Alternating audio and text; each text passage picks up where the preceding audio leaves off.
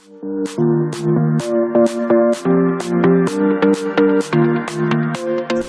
am Kaveri from the Department of Political Science. I welcome all of you all to this academic year's classes. Now let me start off with your syllabus for this year. You will be having 9 chapters this year, and all the 9 chapters are important. For the first chapter, it is Origin and Growth of Indian Political System. Here we are going to learn about the different acts which were the cause for our Indian independence. We learn about diarchy, the dual government.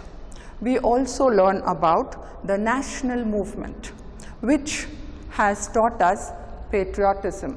At the same time, it tells us the legacy of India.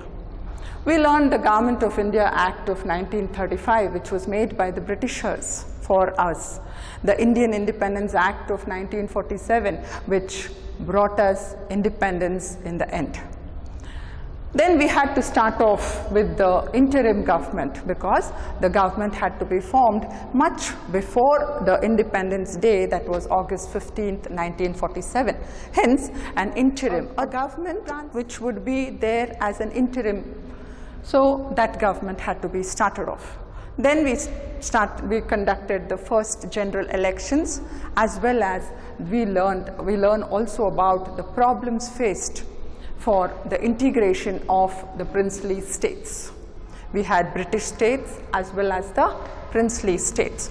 Then later on, with Sardar Vallabhbhai Patel and so many others together, started off the process of reorganization of states.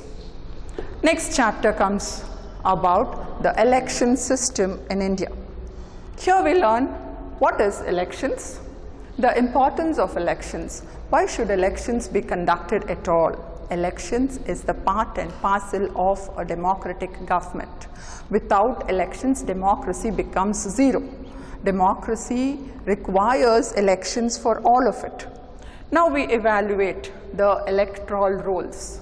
We have changed the system from ballot box to the electronic voting machines. Like that, we have a lot of electoral reforms which we have changed over to. We will be learning all that. At the same time, we will also learn about the party system, the importance of party system, the functions of party system. Coming to the next chapter, administrative machinery in India. Administrative machinery in India talks about administration. Administration is an organization and direction of men and materials towards achieving their goals. For this, we will be learning all about civil services. Civil services, the central services, the state services, as well as the central, state and the district administration of each state. Then coming to the Union Public Service Commission, as well as the Karnataka Public Service Commission and the Karnataka Administrative Tribunals. In the same way, we go next to the chapter 4 of our syllabus, where we talk about the social movements and their political implications. People have been facing a lot of troubles, lot of problems, and they had to find out solutions for that. And all this have led to the different movements, like the Dalit movement, backward classes movement, the feminist movement, labor movement, the peasants movement, human resource movement, as well as the environment movement. Next, we come to the 5th chapter, where we will talk about nation building and the challenges of Indian democracy. Now here we talk about nation building in the sense the growing up of the nation in the different fields after independence. That is, we may be people building, we may be building up the administration at different levels. That is, starting up of an improved, developed nation, India. Here we will talk about the hindrances, the problems which has been affecting the nation building. Nation building may be an easy source, but it is problematic because of these evils like inequality, discrimination in every part of society, maybe caste or gender inequality, illiteracy. Illiteracy is the biggest challenge for our Indian democracy. Now, this illiteracy has to be solved, and the only solution for this is compulsory education for all, which has also been included in the Constitution of India. Coming to communalism, where there are lot of differences, lot of different opinions, and terrorism, then corruption. We need to include all the youth also in stopping the three problems of communalism, terrorism, as well as corruption. Next chapter, we learn about the emerging trends of Indian politics. Here we will learn about coalition. What is coalition government? A coalition government is when a single political party does not get the required majority, it takes the help of other parties to form a government, and that is a coalition government. Here we have center-state relations, the understanding between the center and state relations, which will be mentioned in the three lists. Then we talk about identity politics of different issues. Youth leadership in politics. We would like to include youth, more and more youth into the political arena. It is because how important, let us find out also, how important it is to include the youth in the removal of corruption and terrorism, because it is the youth of our country who can bring about a drastic change in our nation. Next, coming to the contemporary political trends. In this chapter, we are learning about liberalization, privatization, and globalization. We were facing an economic crisis with terrible debts, and that had to be solved. It was during the period of Mr. P.V. Narasimha Rao, who was the Prime Minister, and Dr. Manmohan Singh, who was the Finance Minister. It was in 1990 that they brought in a lot of changes, lot of reforms, and they opened the trade for international. At that time, liberalization, privatization, and globalization set in. Then it led to crony capitalism, and that also we will be learning again all about the rise in the democratic movements in the different countries also. Next, coming to the chapter 8, international relations and politics. Here we will be learning about what is international relations, the meaning, and why do we have to maintain good relations with the others. We will also study about the development of the international political system along with the other regional organizations like the United Nations Organization, the ASEAN, the South Asian Association for Regional Cooperation, etc. Next, we come to the last chapter of this syllabus, that is the Indian foreign policy. Our Indian foreign policy was made by Jawaharlal Nehru. When he made the Indian foreign policy, he saw to it that the basic principles of the Panchasheel is the main basis for the making of our foreign policy. Here we also learn about why it is important to have or to maintain good relations with the other nations. For this, we will also be studying about the different relations what we share with the different other countries like USA, China, Russia, etc. We will start with the chapter Elections and Party System in India. Elections is a device wherein the representatives are elected by the voters and they form the government.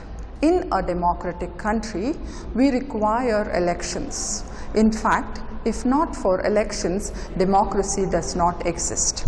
Democracy is a system where we have, or we call democracy as a government by the people, of the people, and for the people. And elections becomes the lifeline of democracy because elections is where the representatives are chosen, and those representatives in turn choose the leader of the nation. Now, elections, the word has been derived from a Latin word called eligere. Eligere meaning to choose, to select, or to pick out. Elections is not something which has come out of recent origin.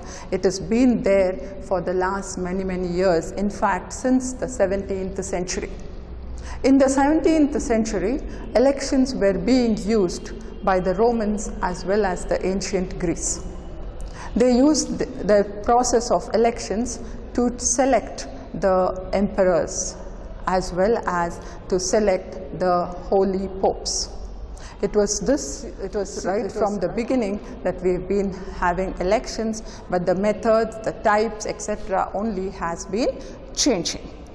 We call our democratic government as a popular government. Why do we call it as a popular government? It's only because people, all those who have attained 18 years of age, is called as an voter. And all these voters put together is called as an electorate. When the electorate chooses their representatives, the people are choosing their representatives. People are going and casting their vote. In fact, it is the individual voter who is going and putting his opinion. Now we come up with the next topic, that is the different types of elections. We have 4 types of elections. One is general elections, midterm elections, re-elections, as well as by-elections. Now coming to general elections. Periodically, once in 5 years, elections are conducted to choose the government, and that is called as general elections, wherein all the voters, that is electorate, chooses their representatives, and that representative will form the government. Lok Sabha elections, example, Lok Sabha elections. Midterm elections. Midterm elections is when the lower house is dissolved, when the ruling party does not win the vote of no confidence, and when no majority votes are got by them during the elections on the floor of the house. Next, coming to re-election. Re-election is a process because when there are a lot of irregularities happening when elections are going on, especially in the polling booths. The different types of irregularities may be impersonation, rigging, booth capturing, bribing of voters, bribing of the polling staff, etc. Now, when such things happen, it is that we conduct re-election. Booth capturing, the whole group of a particular party comes in and captures the complete booth. They bribe the voters, they bribe the polling staff, and that is one of the reasons where elections has to be conducted again. Impersonation, instead of one person, another person comes to vote. That is impersonation. Then again, you will have rigging, where more number of votes are increased for the favored candidate and less number of votes or votes are decreased for the rival candidate. Such things happen especially in the sensitive areas, for example, Bihar. Next, coming to by-election. A vacancy has been created in the legislature due to death, retirement, or at such times we have to conduct by-elections, and all this, whether it is general election or by-election, midterm election or re-election, it has to be conducted by the Election Commission itself. I shall conclude today's class for you all. We shall continue with the types of elections in our next class. Have a good day. Thank you.